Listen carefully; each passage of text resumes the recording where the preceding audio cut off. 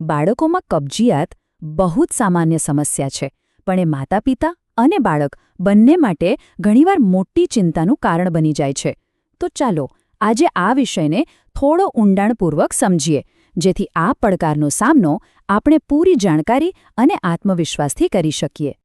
તમે ક્યારેય વિચાર્યું છે કે બાળક આવી વિચિત્ર હરકતો શા માટે કરતું હશે? ઘણા માતાપિતાને એમ લાગે કે બાળક શું જ કરવાનો પ્રયત્ન કરી રહ્યું છે, પણ હકીકત કંઈક અલગ જ છે અને એ સીધી કબજિયાત સાથે જોડાયેલી છે. ચાલો આ રહસ્યને આજે સમજીએ. તો સૌથી પહેલાં તો એ સમજવું બહુ જ જરૂરી છે કે બાળકની શૌચ કરવાની આદતોમાં શું સામાન્ય ગણાય અને ક્યારે ખરેખર ચિંતા કરવાની જરૂર છે. કારણ કે જુઓ, દરેક બાળકની શારીરિક પ્રકૃતિ અને એની પેટર્ન અલગ અલગ હોય છે. મેડિકલ ભાષામાં કહીએ તો મોટાભાગના બાળકોમાં જે કબજિયાત જોવા મળે છે ને, એને ફંક્શનલ કોન્સ્ટિપેશન એટલે કે કાર્યાત્મક કબજિયાત કહેવાય છે. હવે આ શબ્દ સાંભળીને ગભરાવાની જરૂર નથી. એનો સીધો અર્થ એ છે કે આ કોઈ ગંભીર બીમારીનો સંકેત નથી, પણ હા, એ મળત્યાગમાં પડતી મુશ્કેલી જરૂર દર્શાવે છે, જે 2 અઠવાડિયાથી વધુ ચાલી રહી છે. હવે જુઓ, આ વાત ખરેખર જાણવા જેવી છે. સામાન્ય આદતોમાં કેટલો મોટો તફાવત હોઈ શકે છે. જે બાળકો ફક્ત માતાનું દૂધ પીતા હોય એમના માટે તો દિવસમાં 7 વાર શૌચ કરવું કે પછી 7 દિવસે 1 વાર બંને નોર્મલ ગણાય છે. જ્યારે મોટા બાળકોમાં આ આદત ધીમે ધીમે વધુ નિયમિત બનતી જાય છે. કબજિયાતને જો ખરેખર સમજવી હોય તો એના મૂળમાં રહેલા આ દુષ્ટ ચક્રને સમજવું ખૂબ જ જરૂરી છે. આ એક એવી ઝાડ જેવું છે જેમાંથી બાળક માટે પોતાની જાતે બહાર નીકળવું બહુ મુશ્કેલ બની જાય છે. અને આ ચક્રની શરૂઆત ક્યાંથી થાય છે ખબર છે? મોટાભાગે કોઈ બહુ સામાન્ય ઘટનાથી, જેમ કે બાળકના ખોરાકમાં કોઈ ફેરફાર થયો હોય, શાળાનો પહેલો દિવસ હોય, ક્યાંક મુસાફરી કરી હોય, અથવા ક્યારેક માત્ર એક જ વાર દુખાવા સાથે પોટી થઈ હોય. બસ આ જ કારણો બાળક માટે શૌચક્રિયાને પીડાદાયક બનાવી દે છે. તો આખું ચક્ર ચાલે છે કેવી રીતે?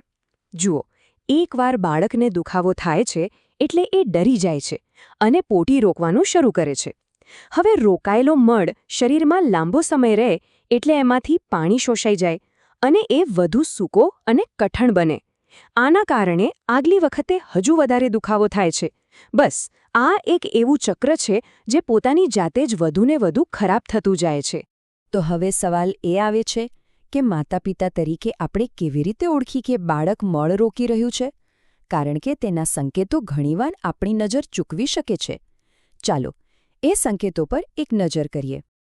આ એક ખૂબ જ મહત્વની વાત છે જેને સમજવી જરૂરી છે. જ્યારે બાળક વિચિત્ર રીતે વર્તે છે, જેમ કે શરીરને સખત કરી દે, ત્યારે એ મળને બહાર કાઢવા માટે નહીં, પણ તેને અંદર રોકી રાખવા માટે જોર લગાવી રહ્યો હોય છે. આ એક નાની સમજ આખી પરિસ્થિતિને જોવાનો આપણો દૃષ્ટિકોણ જ બદલી નાખે છે. આ કેટલાક સ્પષ્ટ સંકેતો છે જેના પર ધ્યાન આપવું જોઈએ. બાળકનું કોઈ ખૂણામાં સંતાઈ જવું, પગ ક્રોસ કરીને અંગૂઠા પર ઊભા રહેવું, આખું શરીર સખત કરી દેવું, આ બધું એ જ બતાવે છે કે તે સક્રિયપણે મળ રોકી રહ્યું છે. એટલું જ નહીં, ક્યારેક ટોયલેટ ટ્રેન્ડ બાળકના કપડામાં પણ મળના ડાઘા દેખાય છે, કારણ કે કઠણ મળની આસપાસથી પ્રવાહી મળ લીક થઈ જાય છે. મોટાભાગના કિસ્સાઓમાં કબજિયાત કાર્યાત્મક જ હોય છે, પણ કેટલીકવાર તે કોઈ બીજી તબીબી સમસ્યાનો સંકેત પણ હોઈ શકે છે. તેથી આ ચેતવણીના સંકેતો એટલે કે રેડ ફ્લેગ્સ વિશે જાણવું અત્યંત જરૂરી છે. જો આમાંથી કોઈ પણ ચિહ્ન જોવા મળે તો એને બિલકુલ હળવાશથી ન લેવું. ખાસ કરીને જો કબજિયાત જન્મના પહેલા મહિનામાં જ શરૂ થઈ હોય, પોટીમાં લોહી દેખાય, પેટ અસામાન્ય રીતે ફૂલેલું લાગે અથવા બાળકનું વજન ન વધી રહ્યું હોય, તો તરત જ ડૉક્ટરની સલાહ લેવી ખૂબ જ જરૂરી છે. પણ હવે સારા સમાચાર એ છે કે મોટાભાગના કિસ્સાઓમાં માતાપિતા ઘરે જ યોગ્ય પદ્ધતિઓ અપનાવીને આ દુષ્ટ ચક્રને તોડી શકે છે. ચાલો એના માટેની કેટલીક પ્રેક્ટિકલ રીતો જોઈએ. આ ચક્રને તોડવા માટેનું સૌથી પહેલું અને સૌથી અગત્યનું પગલું છે આહાર. સાચો ખોરાક મળને નરમ બનાવવામાં મદદ કરે છે, જે આખી પ્રક્રિયાને સરળ અને પીડા વગરની બનાવે છે. પાણી તો સૌથી વધુ જરૂરી છે, કારણ કે તે મળને નરમ રાખે છે. એની સાથે પાલક જેવી લીલી શાકભાજી, પપૈયા જેવા ફળો અને આખા અનાજ જેવા હાઈ ફાઇબર ખોરાક પાચન તંત્રને કુદરતી રીતે ગતિ આપે છે, જે ખૂબ ફાયદાકારક સાબિત થાય છે.